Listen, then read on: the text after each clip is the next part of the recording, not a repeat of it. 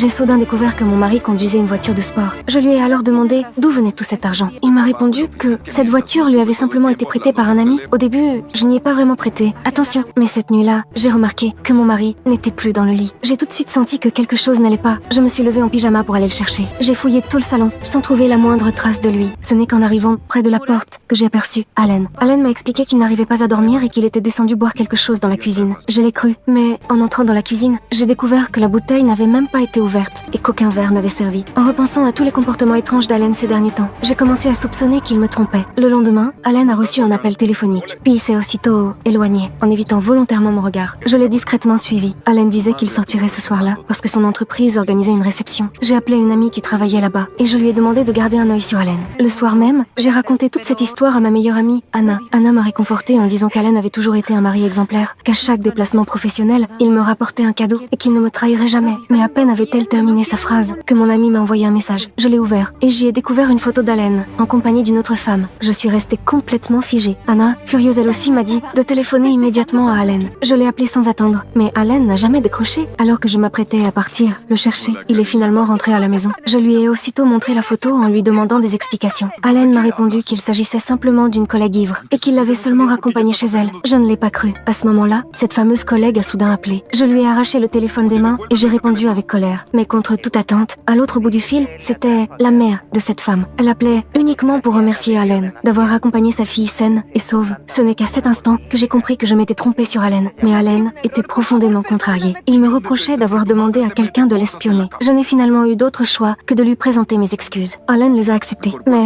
il m'a expliqué qu'il devait retourner au bureau pour régler une urgence. Je lui ai donné mon accord, pleine de culpabilité. Après son départ, j'ai appelé mon ami pour lui expliquer qu'il s'agissait d'un malentendu. Mais à ce moment-là, j'ai aperçu une silhouette familière par la fenêtre. En regardant de plus près, c'était Allen. S'il était vraiment parti en voiture, pourquoi revenait-il maintenant discrètement à pied? Je me suis aussitôt mise à le suivre et je l'ai vu entrer dans la maison de ma meilleure amie Anna. À cet instant, je me suis souvenue de cette nuit-là, quand Allen m'avait dit qu'il était descendu boire quelque chose dans la cuisine, alors que la bouteille était pourtant restée intacte. Et justement, la maison d'Anna se trouvait juste à côté de la cuisine. Je me suis aussi rappelé que, lorsqu'elle avait vu les photos avec moi, Anna s'était montrée encore plus furieuse que moi. Une pensée terrifiante m'a alors traversé l'esprit. Et si la véritable maîtresse d'Allen était en réalité ma meilleure amie Anna? Je me suis précipitée devant chez elle. J'ai frappé à la porte avec frénésie en lui demandant des explications. Et cette fois, il n'y avait plus le moindre doute. Allen se trouvait bien à l'intérieur.